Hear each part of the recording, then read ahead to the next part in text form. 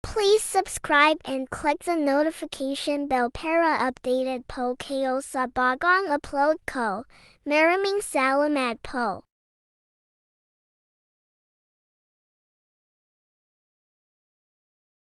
Sinalubong niya ako ng isang mainit na yakap at inabot sa akin yung hawak niyang paper bag. Happy birthday, Ate Vani. Masayang bati niya sa akin. Salamat. Sagot ko naman sa kanya, at tinanggap ko ang regalo niya. Malapit kami ni Ellie sa isa't isa. Kasama ko ito sa business school noon, pero isang taon lang dahil nagdesisyon itong mag-iba ng kurso. Gusto niya kasing ituloy ang pagpasok sa med school.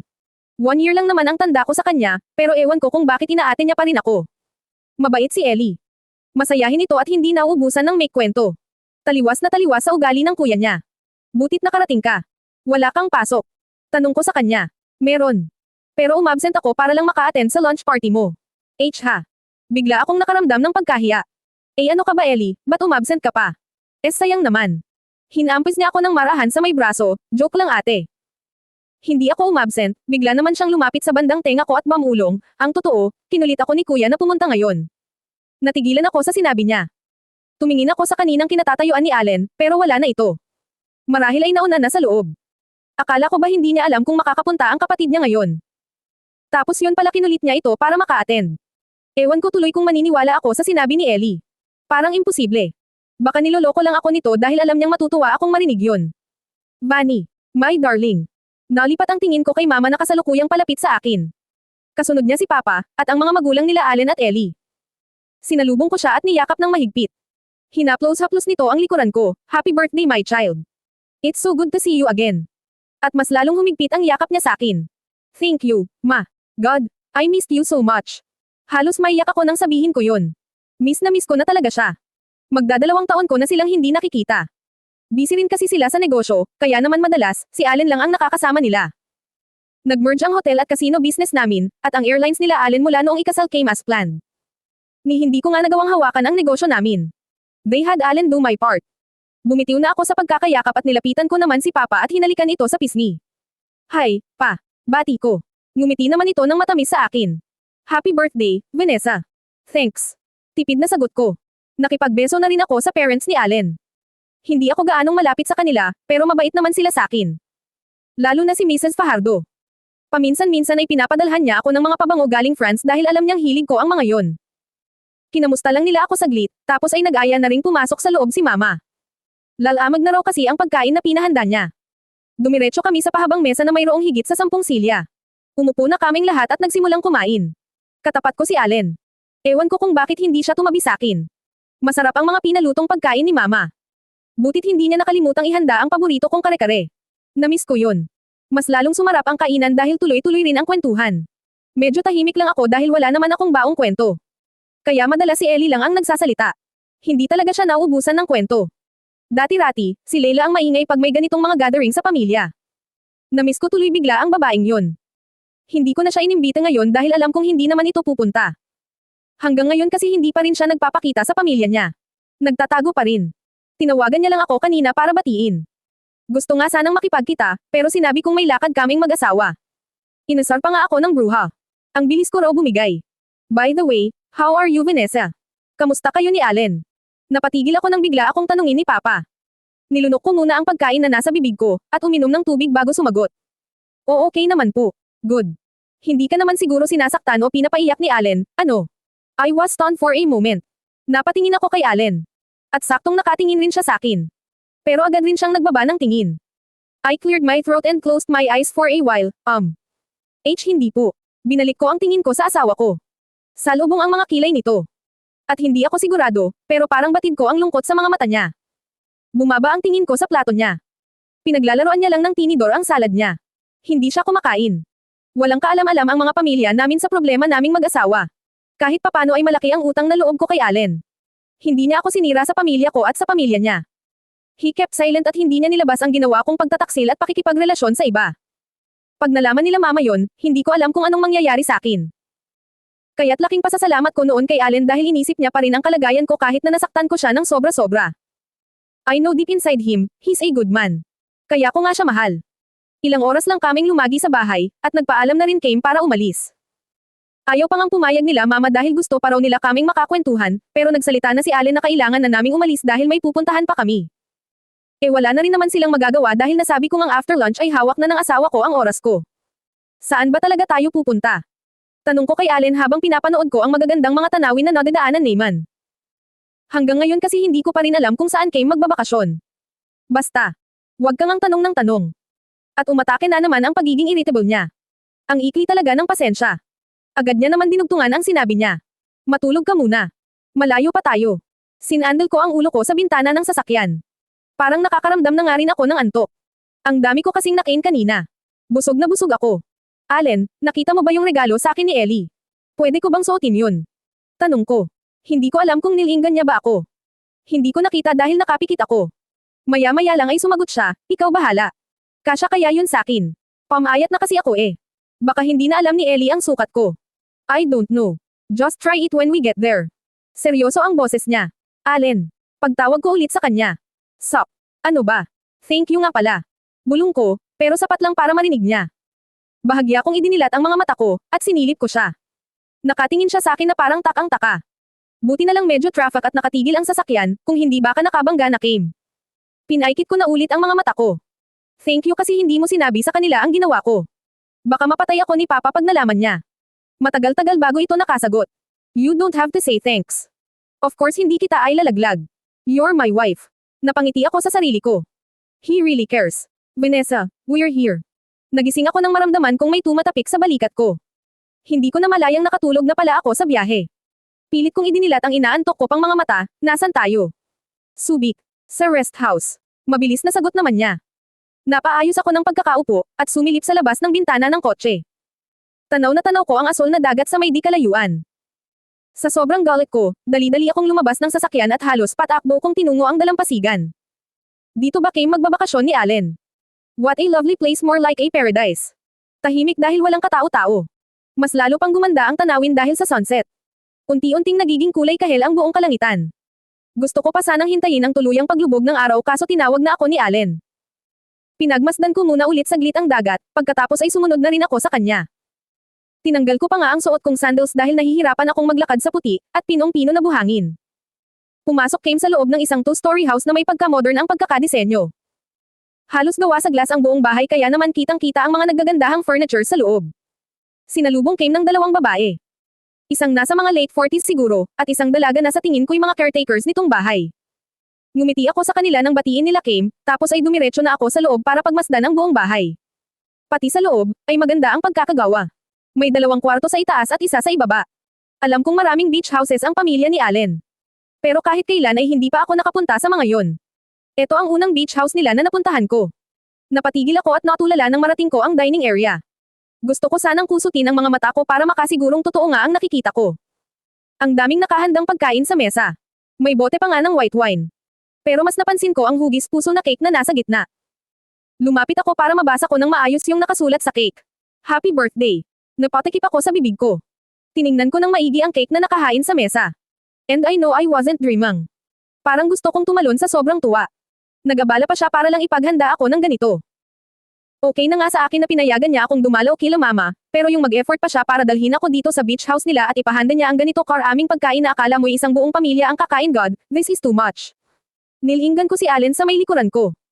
Abalang-abala pa rin ito sa pakikipag-usap doon sa dalawang babae. Siguro'y may iniuutos siya. Binalik ko na lang ulit ang tingin ko sa cake. Mukhang masarap kaya pinahid ko ang daliri ko sa icing at tinikman. Sakto lang ang tamis. Alam ni Allen na hindi ako mahilig sa matamis. Natigilan ako nang biglang may yamakap sa akin mula sa likuran ko. Mukhang nawiwili na siyang yakapin ako ng ganito. Bigla tuloy nag-init ang mga pisngi ko. Para sa akin ba lahat ng to? Tanong ko sa kanya, kahit na nahihirapan akong magsalita dahil pinipigilan ko ang pagngiti ko. I heard him cleared his throat tapos mas lalong humigpit ang yakap niya sa akin. Ramdam ko na naman ang paghinga niya sa leeg ko. Why yes. Nagustuhan mo ba? Tumanggaw na lang ako dahil hindi ko na talaga kayang magsalita, ayaw papihil ng ngiti ko. Baka mapatili ako nang wala sa oras. Para na naman akong teenager na kinikilig. I want to hear your answer. Saad naman nito. Kaya sumagot ako ng, yes, at hinaplos ko ang mga braso niya na nakapulupot sa bewang ko. Sino ba naman ang hindi magugustuhan ang ginawa niya? Hindi ko inakalang gagawin niya to. Sa tipo ni Allen, ang inaasahan kong regalo ay sigaw at sermon. But this. Oh God. This is just really surprising. Good. Anito. Now, come here. Bumitiw siya sa pagkakayakap at inalalayan niya ako papunta sa tapat ng malaking vanity mirror. Mula sa reflection ng salamin, ay nakita ko siya na may dinukot galing sa bulsa ng pantalon niya. Napatigil ako sa paghinga nang ilabas niya mula sa kahon ang isang kwintas at isinuot niya iyon sa leeg ko. Kitang-kita ko sa refleksyon sa salamin ang panlalaki ng mga mata ko sa ginawa niya. Binaba ko ang tingin ko sa nakasabit na pendant sa kwintas. Isang parisukat na bato na kulay asol, which I think is sapphire my birthstone. Muli niya akong niyakap mula sa likuran ko, at nakaramdam ako ng kilati ng damaykit ang bibig niya sa tenga ko. Happy birthday, Vanessa. He whispered in a husky voice. Napapikit ako ng madiin. Ang lakas ng tibok ng puso ko, parang naririnig ko na nga. SHIT, paano niya nagawang pasayahin ako ng ganito? Hindi ko na napigilan. Humarap ako sa kanya, at niyakap ko siya ng pagkahigpit-higpit.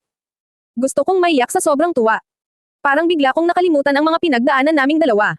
Ang mga pananakit at bulyo niya sa akin. Okay lang pala na hindi niya ako nagawang batiin kanina. Bawing-bawi naman siya.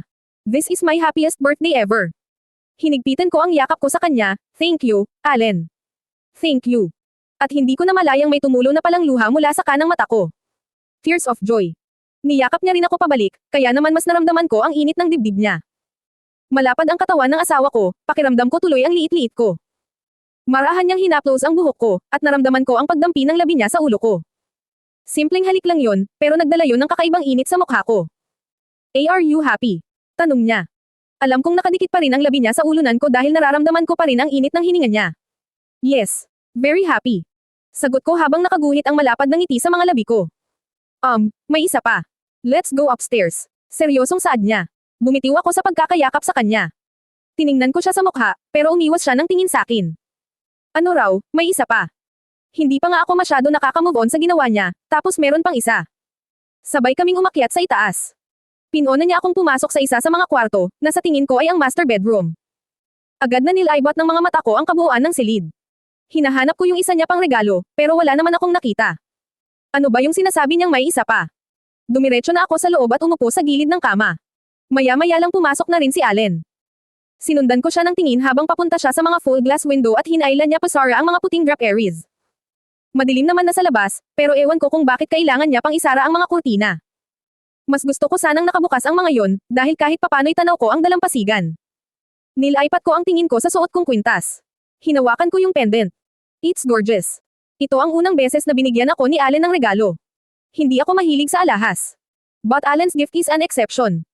Palagi ko itong susuotin, at hindi ako magsasawa. Do you like it? Yes, so much. Sagot ko kay Allen na kasalukuyan nang nakaupo sa tabi ko. Sinilip ko siya, at saka ko lang napansin na wala na pala siyang suot na pangitaas. Umakyat ang kuryente sa mga pisngi ko. Kitang-kita ko ang magandang katawan ng asawa ko. His body is close to perfection. Hindi ko nga maiwasang hindi mapatingin sa dibdib at sa abs niya. SHIT, hindi ko nagugustuhan ang pumapasok sa isip ko. Are you hungry? Ihahanda ko na ang mga plato sa baba. Pag-iba ko sa usapan. Tumayo na ako mula sa pagkakaupo sa kama para sana makaiwas sa posibleng mangyari. Pero nakakailang hakbang pa lang ako palayo ay bigla niyang hinaila ang kamay ko. Impit akong napatili dahil napaupo ako sa kandanggan niya. Pinulupot niya ang mga braso niya sa bewang ko, at nilapit niya ako sa kanya para siguro hindi ako makatayo. Then I felt something hard sa ilalim ng pangupo ko. SHIT, Allen. Ngayon talaga. Birthday na birthday ko. Pinagdadasal ko na sana nagkakamali lang ako ng iniisip, pero hindi eh. Pinahiwatig niyang tama ako. Hinawi niya ang buhok ko, at naramdaman ko na ang pagdikit ng labi niya sa batok ko. Napasinghap ako. Lalo na nang magsimulang gumalaw ang bibig niya papunta sa gilid ng leeg ko. Pinaliguan niya ako ng halik sa palibot ng leeg ko. Paminsan-minsan ay kinakagat niya pa ako. Oh God, Allen. Inabot ng isang kamay ko ang buhok niya, at hindi ko na namalayang sinasabunutan ko na pala siya. Gustong-gusto ko yung pakiramdam ng ginagawa niya sa akin. It feels so good. Para akong nakikiliti na ewan. Binaba niya ang isang strap ng dress ko, at kasabay noon ay ang pagbabari ng mga halik niya sa balikat ko. Ang isa niya namang kamay ay naglakbay sa DIB ko. He caressed my breast, na parang batang nanggigigil. I bit my lower lip to somehow stop myself from groaning. Parati naman naming tong ginagawa, pero bakit parang first time pa rin ang pakiramdam? Hindi ko na kaya. Hinarap ko ang mukha ko sa kanya at nagtagpo ang mga labi naman. Pinulupot ko ang mga braso ko sa leeg niya. He deepened my kisses. Parang mabubure na ang bibig ko sa diin ng pagkakahalik niya. Parang ngayon lang came nagkita. Sabik na sabik siya. Mukhang hindi niya na rin kayang pigilan ang sarili niya. Tuluyan na niyang hinayla pababa ang suot kong bistayda. Then he expertly unhooked my brassiere. He cupped my breasts once more, before he kissed them. Napahigpit ang kapit ko sa buhok niya. Why is he so good at this? Nagpapalit-palit ang BIBIG niya at ang kamay niya sa DIBDBB ko. Nagulat ako nang bigla siyang tumigil, bakit siya nang bibitin? Ay nalalayan niya ako paupo sa gilid ng kama. Tapos tumayo siya sa harapan ko. Tarantang-taranta niyang ino-unbuckle ang sinturon ng pantalon niya. Kaya't hinawakan ko ang mga kamay niya para pakalmayan siya. Hey, easy. SHIT. I can't take it anymore. Please, Vanessa. Ewan ko kung matatawa ba ako dahil nagmamakaawa siya. Inangat ko ang mukha ko para silipin siya. Namumula na siya, lalo na ang tenga niya. Parang ngayon ko lang ata siya nakitang ganito kasabik. Napangiti ako sa sarili ako. As you wish, my master. I continued unbuckling his belt, then I pulled down his pants a bit. I heard his soft moans when my hand finally reached his hem. I started stroking up and down the length of his shaft. Slowly at first, then I went faster as his groans get louder. He grabbed the back of my head and he pulled me closer to his. Freak, I can't wait, Van. I want you.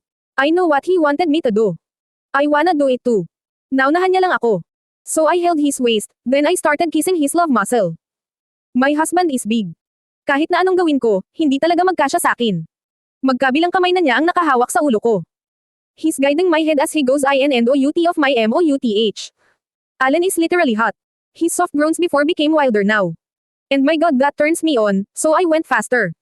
And faster. And faster. God damn 8, Vanessa. Humigpit ang pagkakasabunot niya sa buhok ko.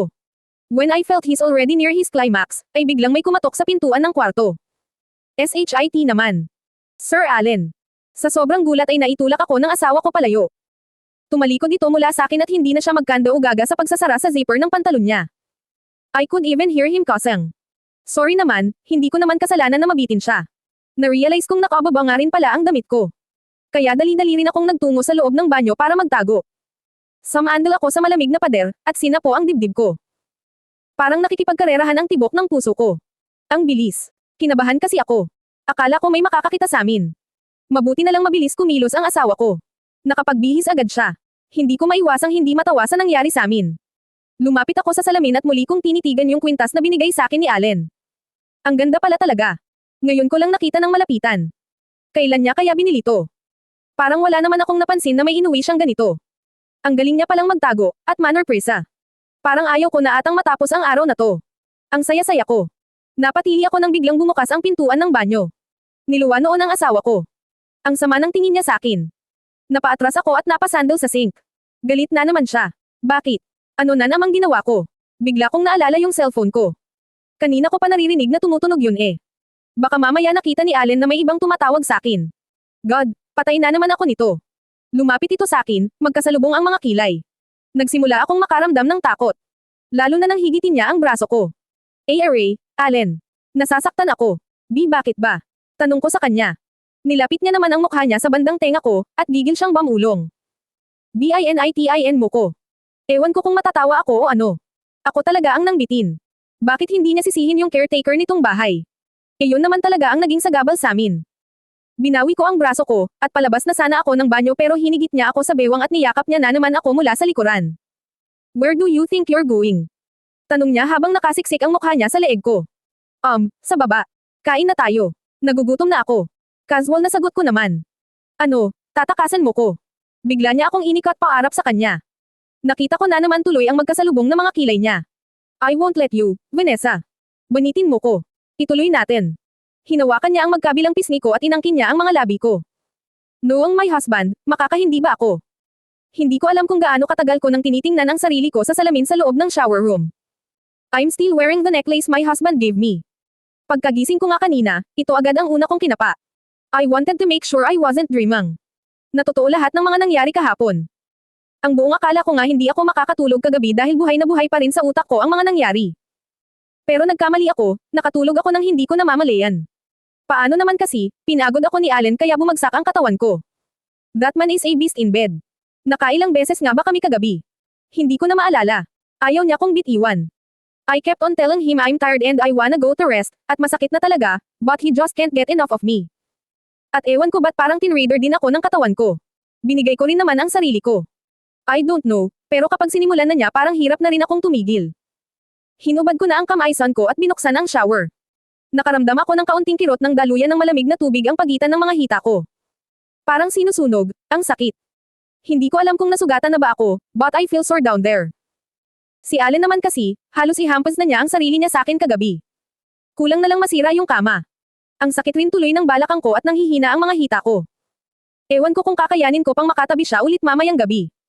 Hindi ko naman pwedeng sabihin na sa ibang kwarto na lang ako matutulog, dahil sigurado ako magwawala na naman yun. Though hindi na siya masyadong ganoon ngayon. Hindi na siya madalas sumisigaw at nagagalit, at nako-control niya na rin ang init ng ulo niya. Nagtataka nga ako. Nakakapanibago, I guess that's the right term. He's different now. As in really different. Pati nga yung mga ginawa niya kahapon, hanggang ngayon hindi ko pa rin mapaniwalaan. Parang malayo sa katotohanan. Hanggang kaninang umaga iniisip ko kung panaginip lang ba. Baka kasi sa sobrang pagnanais ko na maging maayos ang relasyon naming mag-asawa, napapagpalat ko na ang realidad at ang panaginip. Kinapa ko ulit ang kwintas ko. Yesterday was the best birthday I ever had. Hindi ko maitatangging napasaya talaga ako ng asawa ko. At hindi ko makakalimutan lahat ng mga ginawa niya. Akala ko hindi na darating ang pagkakataong to. Ang maramdaman ang mga yakap niya ng paulit-ulit, ang marinig ang please niya while we're doing that thing, at ang ngumiti ng abot tenga dahil lang sa mga salitang, Happy Birthday, Vanessa. Inangat ko ang ulo ko at hinayaang umagos ang tubig sa mukha ko, pababa sa katawan ko. God, ang sarap talaga sa pakiramdam sa tuwing naaalala ko lahat ng nangyari. Posible pala ito ang mas lalong mahulog sa isang tao kahit paulit-ulit niya pa kong nasaktan. Napatili ako nang biglang bumukas ang pintuan ng shower room. Kasabay nun ay ang pagpasok ni Allen sa loob. SHIT. Ang tangier ko. Bakit ba kasi nakalimutan kong I-lock yung pinto, alam ko namang may ugali ang asawa ko na basta-basta na lang pumapasok at sumasabay sa pagligo ko. Matatapos na ko. Hintayin mo na lang ako sa labas. Pagsisinungaling ko, dahil ang totoo hindi pa ako nagsisimula. Hindi pa nga ako nakakapag-shampoo. Pero parang hindi niya naman ako narinig. Hinubad niya ang boxers niya na siyang tanging suot niya at lumapit siya sa direksyon ko na parang isang modelong rumarampa. Napaatras pa ako ng banggin niya ko para agawan sa shower. Sumimple ako ng irap. Ako nauna dito, ako pa naagawan. Napabuntong hininga na lang ako. Ewan ko ba kung bakit kailangan dito pa siya maliligo, alam ko may bakanting shower room naman sa ibaba.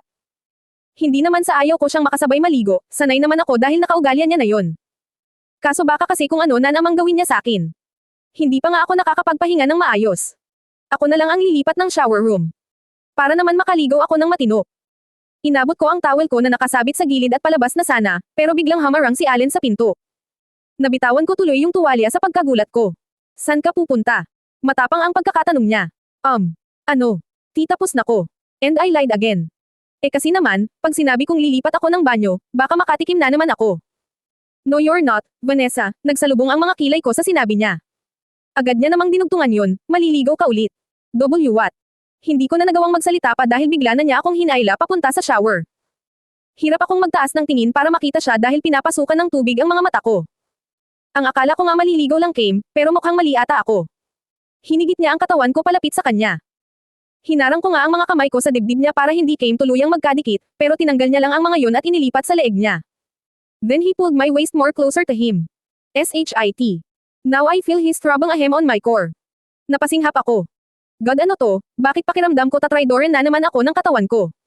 Really, Vanessa? Ganito kaga? He clenched my jaw with his left hand, while the other pulled my wet hair up. Napakagat ako ng labi ng halikan niya ang ibaba ng tenga ko, down to my neck. Then to my collarbone. Oh God, Allen. No, stop please. DAMN, paano ko nagawang sabihing tumigil siya, alam ko naman sa sarili kung gusto ko rin to. Inangat niya ang mukha niya at ang labi ko naman ang tinarget niya. Sinubukan kong iiwas ang mukha ko. Patuloy pa rin kasi ang pag-agos ng tubig mula sa shower, at hindi na ako makahinga. Pero hinawakan niya lang ang magkabilang pisngi ko, which means wala na akong kawala. His kisses became wilder. And hotter. Pakiramdam ko nga anytime bibigay na ang mga tuhod ko. Mukhang napansin niya naman yun, dahil marahan niya akong tinulak pa atras hanggang sa maramdaman ko na ang malamig na pader sa likuran ko. Nagkaroon ako ng pagkakataong tingnan siya. His eyes are filled with so much desire. Diyos ko, ano bang nangyayari sa kanya? Hindi ba siya napapagod? Kagabi pa siya Nilakbay ng kamay niya ang buo kong katawan, until he reached my soft spot. I let out a soft groan when he expertly slid a finger inside me. Napasabunot ako sa buhok niya. DAMN8, wala man lang pasabi. Hindi ko alam kung anong mararamdaman ko. Naguguluhan ako. Nasasaktan ako as I'm still sore, pero hindi ko naman siya magawang patigilan. Hinawi niya ang basang buhok ko na nakadikit sa pisngi ko, at inipit yun sa likod ng tenga ko, tapos naramdaman ko na lang ang mainit na hininga niya sa gilid ng mukha ko. Do you want me inside you, Vanessa? He whispered using his husky voice, dahilan para tumindig ang mga balahibo ko. SHIT naman, kailangan ko ba talagang sagutin yun? Allen. I murmured. Yes or no? Inip na tanong niya. Isa sa mga ayaw niya ay yung pinaghihintay siya. Yumuko na lang ako, at wala sa sariling tumanggaw-tango. SHIT, at pumapayag talaga ako. I wanna hear it, Vanessa. Say it. Napapikit ako ng madiin. God, Allen. Bakit mo ko pinapahirapan ng ganito? Nahihiya akong oo, hindi niya ba mahalata yun? He then slid another finger. Napaliyad ako sa kakaibang naramdaman ko. SHIT, I can't take this anymore. Why yes, Allen? Please. I want you. Pagsuko ko. Pakiramdam ko namumula na ang mga pisngi ko sa sobrang pagkahiya. Say it again. I want you. Inside me. Please. Then I saw his lips form a grin. Nagising ako nang makaramdam ako ng gutom. Naalala ko hindi pa nga pala ako nag-aalmusal, at kaunti lang din ang nakain ko kagabi. Patayo na sana ako ng kama, pero napabalik rin ulit ako sa pagkakahiga.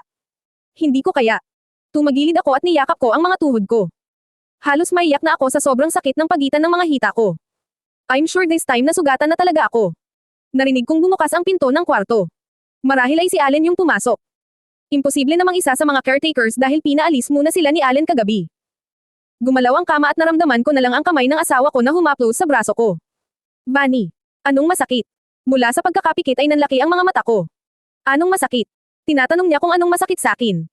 Sa halos 2 taon naman bilang mag-asawa, ngayon lang ata siya nagtanong kung may masakit ba sa akin. Muli akong pumikit at napangiti sa sarili ko. Umiling-iling ako bilang sagot sa tanong niya. Tinanggal niya ang pagkakahawak niya at naramdaman kong humiga siya sa tabi ko. Wala na akong narinig na salita galing sa kanya, at hindi ko na rin siya nararamdamang kumikilos. Kaya naman bahagya akong lumingon sa likuran ko para silipin siya. Nakatulala ito sa kisame. Parang ang lalim-lalim ng iniisip niya. Inayos ko ang kumot na nakabalot sa akin, tapos umikot ako paarap sa kanya at niyakap ko siya. Ipinatong ko pa ang isang kong hita sa bewang niya, tulad ng parati kong ginagawa kapag natutulog siya at walang kamalay-malay. Hindi niya naman tinanggal ang braso ko, kaya mas lalo kong hinigpitan ang pagkakayakap ko sa kanya. Pagkakataon ko na to. Mukhang hindi naman siya tatanggi. Sineksik ko ang mukha ko sa hubad niyang dibdib. I breathed in the musky scent of his favorite shower gel. My fingertips then played on his upper body. I traced the curve of his firm chest, sliding down over the mounds of his smooth abs. Vanessa. Napahinto ako sa ginagawa ko. Inangat ko ang mukha ko para makita siya.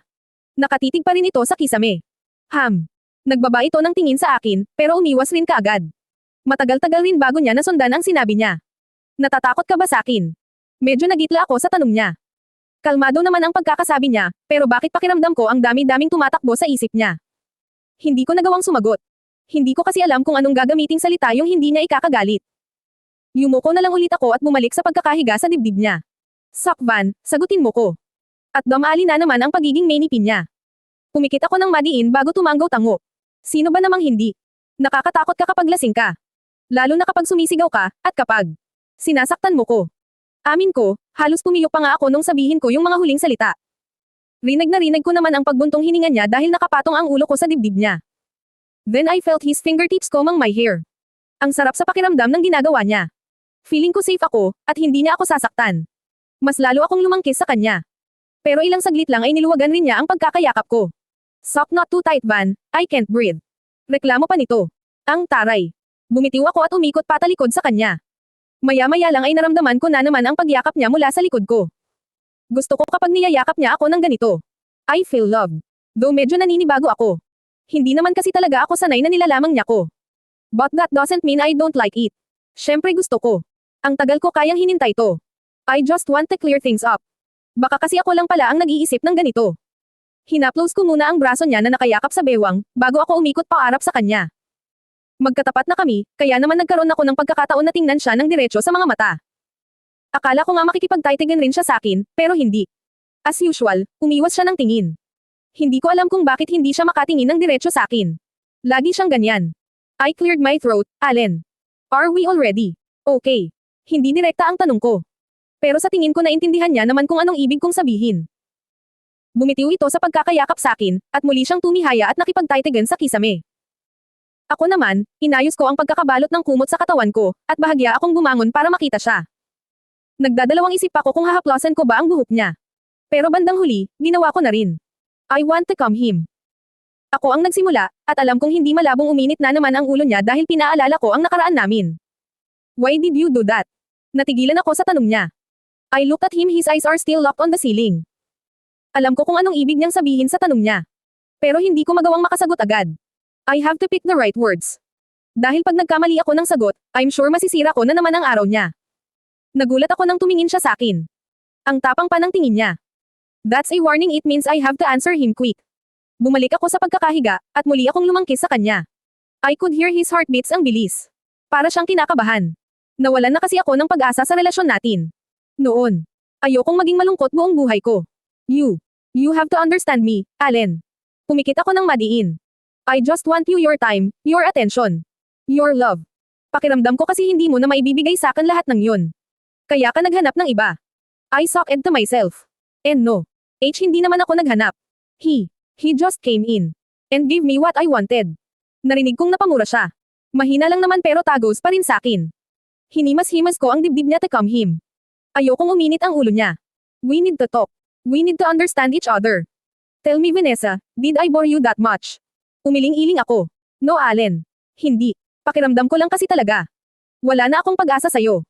Na hindi mo naman talaga akong kayang mahalin. Ang tagal ko na kasing naghihintay sa'yo. You know that. I've been stalking you since I was in high school. At hindi mo alam kung gaano ako kasaya noong ako na ang ipapakasal sa'yo. Kahit na alam kong ayaw mo. Umasa ako. Mas siniksik ko ang mukha ko sa gilid ng dibdib niya. But I got tired, Allen. You were so cold. Ewan ko pero parang nawalan ako ng gana. Gusto ko rin namang maramdamang may nagmamahal sa akin. Naramdaman kong gumalaw ang ulo niya. Kahit na hindi ko nakikita, alam kong bumaba ang tingin niya sa akin. And YZN. What's with that as SHOLA? Lumunok ako bago sumagot. He cared. Naiintindihan niya ang nararamdaman ko. Inalagaan niya ko. And somehow, I feel loved. Napansin ko ang biglang panginginig ng kamao niya. Hinawakan ko yun hanggang sa kumalma siya. How many times did he do you? Sa gulat ko sa tanong niya, napatingala ako sa kanya. His eyes were shut tight. Na para bang nagtitimpi ito. Yumuko ako, please Allen. Don't ask. I don't want to hurt you again. Hinailan niya pababa ang buhok ko, dahilan para muli akong mapatingin sa kanya. Natakot ako nang makitang ang sama na naman ng tingin niya sa akin. I want to know, Vanessa. Answer me. Gigil na sabi niya. Pumikit ako ng madiin para hindi ko makita ang magiging reaksyon niya sa isasagot ko. Twice. SHIT. Galit niyang tinanggal ang pagkakayakap ko sa kanya. Bumangon siya at umupo sa gilid ng kama. Rinig ko ang sunod-sunod na pagmumura niya habang sumasabunot ang magkabilang kamay niya sa buhok niya. Allen. Bumangon rin ako at hahaplasan ko sana ang likod niya, pero bigla siyang tumayo. Kinuha niya ang kahon ng sigarilyo at lighter na nakapatong sa dresser, at padubog niyang tinungo ang balcony. Napasapo ako sa noo ko. Napainit ko na naman ang ulo niya. Bakit kasi sumagot pa ako sa tanong niya? Dapat na nahimik na lang ako. Pinilit kong bumangon mula sa kama, kahit na ang sakit pa rin talaga ng ahem ko. Sinuot ko ang silk robe ko na nakasabit sa labas ng closet, at sinundan ko siya sa balcony. Tinabihan ko siya habang naninigarilyo siya at pinapanood ang mga naglalakihang alon sa dagat. Makulimlim sa labas. Parang uulan. Sorry. Umpisa ko. Sinilip ko siya dahil hindi niya ako sinagot. Hindi niya nga ako magawang tingnan. Abala siya sa paninigarilyo niya. Nagsalita ako ulit, hindi mo ba talaga ako kayang patawarin? And that caught his attention. Lumingon siya sa akin. His face is so serious. Hinagis niya ang hawak niyang stick ng sigarilyo sa labas, at nagulat na lang ako nang yakapin niya ako gamit ang isa niyang braso. Napasobsob ako sa dibdib niya. Tingin mo ba talaga hindi ko kaya? Seryosong tanong niya. Nakaramdam ako ng pag-asa sa sinabi niya. You don't know the amount of ego I had to swallow just to forgive you, dagdag niya. It wasn't easy for me, Vanessa. Mahirap. But I tried. Because I realized. I can't bear to see you with another man.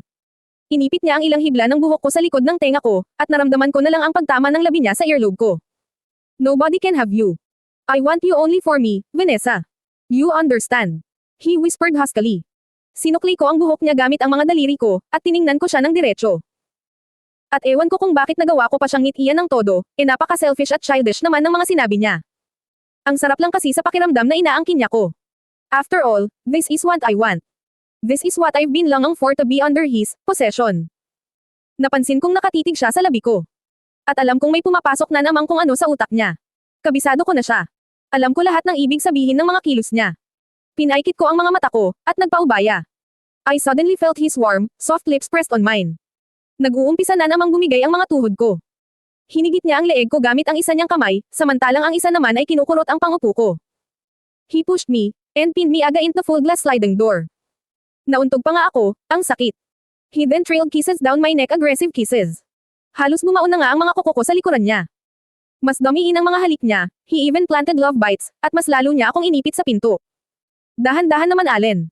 Nakalimutan mo na bang gawa sa salamin tong sinasandalan ko? Baka mabasag. Wait, Allen. Tinulak ko siya ng marahan sa dibdib niya. He inched away, at tinapunan niya ko ng masamang tingin. Na para bang banitin ko na naman siya. What? Iritableng tanong niya. Yumuko ako at kinagat ang lower lip ko. Does this mean we're okay? Are you giving me another chance? Inangat ko ang ulo ko dahil hindi ko siya narinig na sumagot. Nakatingin lang siya pababa sa akin. Hinaplos ko ang pisngi niya at ngumiti ako ng mapait. Please Allen. Magsimula tayo ulit. Give me back your trust. At sa unang pagkakataon, tumingin siya ng diretso sa mga mata ko. Only if you promise me you'll stay away from that fuck moron. Layuan mo siya, pwede. Ayokong nagkakaroon kayo ng ugnayan sa isa't isa. Hindi man direkta ang pagkakasagot niya sa mga sinabi ko, ang saya pa rin sa pakiramdam. Ngumiti ako ng matamis sa kanya at tumanggo-tango, yes, Allen. I promise. Bigla niya akong niyakap ng mahigpit. I hugged him back. He is so warm, so I hugged him tighter. Thank you, Allen. Pakiramdam ko sa tinagal-tagal kong tumataya sa loto, sa wakas nanalo na rin ako. Ito ang pinakamagandang regalo na natanggap ko sa kaarawan ko, the gift of forgiveness. And I'll treasure it. Alam kong napakahirap para sa kanya na patawarin ako sa kabila ng ginawa ko sa kanya. But still, nagawa niya pa rin akong patawarin. Nagbunga lahat ng pagtitiis ko. I'm glad na hindi ako sumuko sa kanya. Hinaplos-haplos niya ang buhok ko, tapos naramdaman ko na lang ang paghinga niya sa bandang tenga ko. Nakiliti ako ng kagatin niya ang earlobe ko, then he whispered using his bossy voice. To the bed. Now. S-H-I-T. Not again. I twirled my hair up into a messy bun dahil basang-basa ito. Pagkatapos ay humiga na ako sa sinasakyan kong duyan na gawa sa abaka. Tumitindig ang mga balahibo ko sa lamig ng tubig ng dagat, sabayan pa ng sunod-sunod na paghampas ng hangin. Sabi ko na nga ba't dapat binitbit ko ang malong ko. Ngayon tuloy nangangatog ako sa lamig. Ang lakas pa ng loob ko na lumabas ng beach house na ang tanging suot lang ay ang skimpy, bloody red swimsuit na niregalo sa akin ni Ellie. Mabuti na lang private ang lugar na ito, kaya walang ibang makakakita sa akin. Lagot na naman kasi ako kay Allen kapag nalaman niyang lumabas ako ng ganito lang ang suot. Sasabihin na naman nun binabalandre ko ang katawan ko. I closed my eyes to give them a rest. Napagod kasi ako sa kakalangoy, kahit na kung tutusin, wala pa naman akong kalahating oras na nagbababad sa tubig. Ewan ko ba bakit parang ang bilis kong napagod. Siguro dahil hindi pa tuluyang nakakabawi ang katawan ko sa pinaggagawa sa akin ng asawa ko kagabi, kahapon, at noong isang araw. Naisipan ko na lang ding umahan dahil wala naman akong kasamang mag-swimming. Para lang akong Tanji Adon na pinapanood ang mga maliliit na isdang lumalangoy paikat sa mga paa ko. Ang asawa ko kasi, ayon, daig pa ang lasing sa himbing ng tulog. Sa wakas naman at dinalaw rin siya ng pagod. Ibang klase ang stamina ni Allen, hindi ko masabayan. Ako hapding-hapdi na, samantalang siya parang nag-uumpisa pa lang. Hay! Napapailing na lang tuloy ako. Sa ilang araw naming pamamalagi dito sa Subic, wala ata kaming ibang ginawa kung di ang mag. Mabuting at naisipan niyang tumigil. Akala ko tuluyan na niyang nakalimutan ang mga salitang, pagod, at pahinga. Hihirit pa nga sana ng isa kaninang madaling araw, tinulugan ko nga. Buti hindi nagwala. Sinubukan ko siyang gisingin kanina. Para sana may kasama naman akong mag-swimming at maglakad-lakad. Pero wala, ayaw talaga. Pagod na pagod. Sino ba naman kasing hindi? Ilang beses kong sinukli ang buhok niya gamit ang mga daliri ko, at pinisil-pisil pa ang ilong niya, kaso hindi pa rin nagising. Nagkukunot lang ng noo. O kaya'y mag-iiba ng posisyon ng pagkakahiga, tapos tulog ulit. Hinayaan ko na nga lang. Total, kailangan naman talaga nito ng matinong pahinga dahil magmamaneho pa ito mamaya pa uwi ng Manila. Oo nga pala, huling araw na ng bakasyon naming mag-asawa. Nakakalungkot kong iisipin. Parang ang bilis-bilis lang natapos. Kung ako nga ang papipiliin, ayaw ko pa sanang umuwi. Gusto kong dito na lang kami, para mas magkaroon kayo ng oras at atensyon sa isa't isa. Pero tulad ng sabi nila, lahat may katapusan. Okay na rin dahil hindi naman nauwi sa wala ang pinlano niyang bakasyon. Ang daming masasayang nangyari sa amin dito. Ayaw ko na munang alalahanin ulit dahil baka maiyak na naman ako sa tuwa. Ang importante, uuwi akong may matamis na ngiti sa labi ko. One more thing, kahit na ayaw ko, we really need to go back home dahil alam kong may mga naiwang trabaho ang asawa ko. Hindi siya pwedeng mawala ng matagal lalo na kung hindi naman business-related ang pupuntahan niya. Ngayon pa nga lang na ilang araw pa lang itong wala ay panay na ang pagtawag sa kanya ng mga tao niya. Kaya naman paminsan-minsan ay may kausap ito sa telepono. Sekretarya niya siguro. Ewan ko ba, parang hindi nila kayang magtrabaho ng maayos kapag wala ang asawa ko. May isang beses nga, nasa gitna kami ng pagsisiping tapos biglang tumawag sa telepono yung isang empleyado niya. Syempre uminit na naman ang ulo ng mahal na hari. Bakit daw ba lagi na lang siyang nabibitin? Natatawa na lang ako kapag naaalala ko. Hamampas na naman ang malamig na hangin. Nakakaantok tuloy. Parang bumibigat na ang mga mata ko. Gusto mo ba talagang magkasakit ha? Idinilat ko ang isa kong mata only to see my husband standing beside me with his arms crossed. May sinabi ito sa akin pero hindi ko masyadong narinig dahil nakaidlip pala ako. Kinusat ko ang mga mata ko para makita siya ng maayos. Bukod sa wala siyang suot na pangitaas, isa pa sa mga napansin ko ay ang pagtingin niya sa akin mula ulo hanggang paa. Oo nga pala, nakatopi swimsuit lang ako. Regalo ni Ellie. Inunahan ko na siya, dahil alam kong magtatanong siya tungkol sa suot ko. Yeah, I know. Anito sabay ikot ng mga mata na parang sinasabing pinakita mo na sa akin yan, di ba? Napansin kong nakatitig ito sa bandang dibdib ko at lumunok pa siya, kaya pa-impol kong tinakpan ang parteng iyon gamit ang kamay ko. Tube style kasi ang disensyo ng bikini top ko, kaya naman kahit na anong higit pataas ang gawin ko, ay lumilitaw pa rin talaga ang cleavage ko. Ditali nga lang ito sa likuran. Yung tipong kaunting hila lang tiyak na litaw na agad ang katawan ko. Ewan ko ba kung anong pumasok sa utak ni Ellie at ito ang pinili niya. It looks good on you. Biglang sabi ng asawa ko. At parang nanigas naman ata ako sa narinig ko. Inangat ko ang tingin ko sa kanya, at nakita kong nakatuon pa rin ang mga mata niya sa dibdib ko. It look good on me daw. Hindi ko na lang pinahalata, pero napangiti ako. Pakiramdam ko tuloy namumula ang mga pisngi ko. Mukhang unti-unti na talagang bumabait ang asawa ko. Pinupuri niya na kasi ako isang bagay na hindi niya naman ginagawa dati.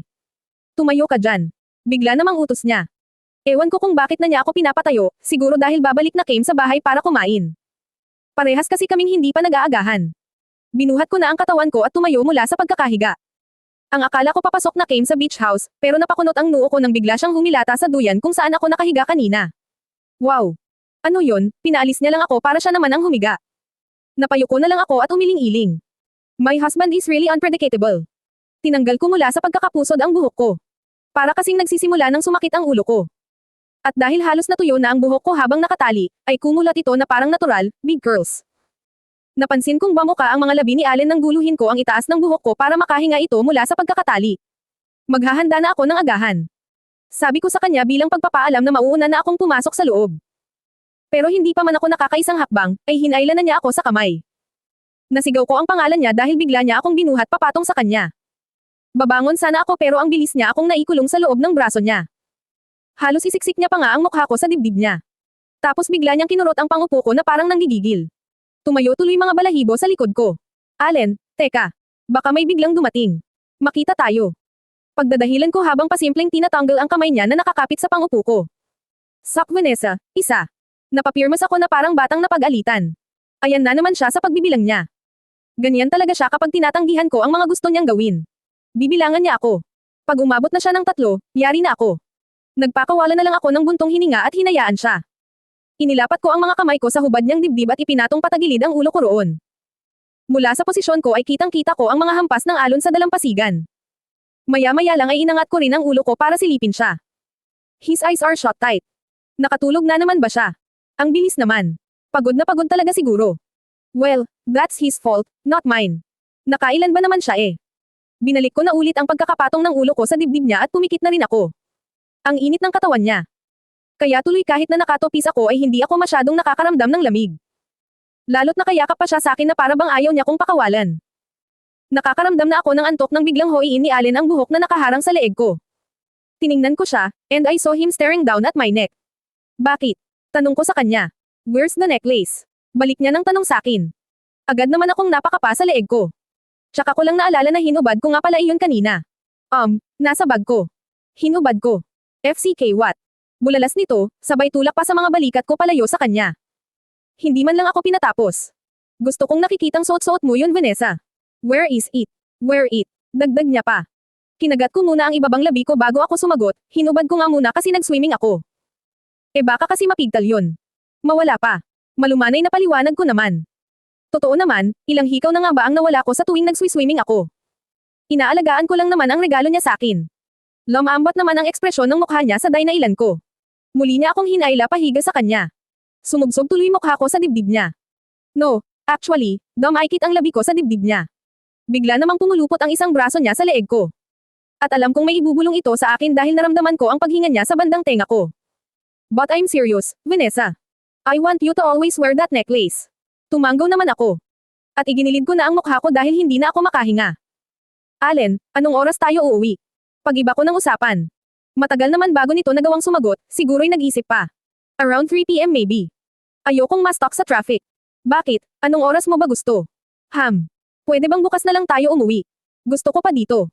Hindi ko man nakikita ang reaksyon niya, sigurado akong magkasalubong na naman ang mga kilay niya. Tinanong niya na rin lang ako, di isasagot ko na kung ano talagang gusto ko. I want to stay here longer. With him. Kasi naman, pagbalik namin sa Manila, malamang hindi na came ganito. Mawawalan na naman siya ng oras sa akin. At hindi ko rin sigurado kung pag-alis ba namin dito, ganito pa rin siya makitungo. That's not possible, Bunny. I have to work. Sagot niya naman, dahilan para bumagsak ang mga balikat ko. O okay, tumanggo-tango ako, pero pwede bang mga 7 p.m. na lang tayo umalis? After dinner. Besides, I want to watch the sunset, too. Pakiusap ko. Huminga naman ito ng pagkalalim-lalim, fine. My lips curved into a smile. 3 araw lang came dito, pero ramdam na ramdam ko na ang pagbabago sa ugali ng asawa ko. Ngayon, pinapakinggan niya na ang gusto ko. At pinagbibigyan niya pa yon. Iba talaga ang epekto pag nawala na ang galit sa puso. Nagagawa na niya ang mga bagay na hindi niya kayang gawin noon. Hindi ko talaga sasayangin ang pangalawang pagkakataon na binigay niya sa akin. Bigla akong kinilabutan nang maramdaman ko ang daliri niya na naglalaro sa likod ko. He's tracing the curve of my back. Parang meron din siyang sinusulat sa likod ko pero hindi ko naman maisip kung ano. Nakikiliti tuloy ako. Especially when his forefinger begins to travel down the side of my hips, at paakyat ulit na para bang nanunokso siya. Teka, hindi nga ba? Napahawak ako ng mahigpit sa braso niya. Bakit parang nagsisimula na atang mag-iba ang pakiramdam ko? Pinaglalaroan niya na rin ang buhok ko, sinusuklay niya, ipinapaikot-ikot niya sa daliri niya, at hinahawi ang ilang hibla ng buhok na nakaharang sa likod ko. Parang may hinahanap siya na ewan. At saka ko lang na-realize kung ano yun nung pamatong na ang kamay niya sa nakabuhol na tali sa likuran ng suot kong bikini top.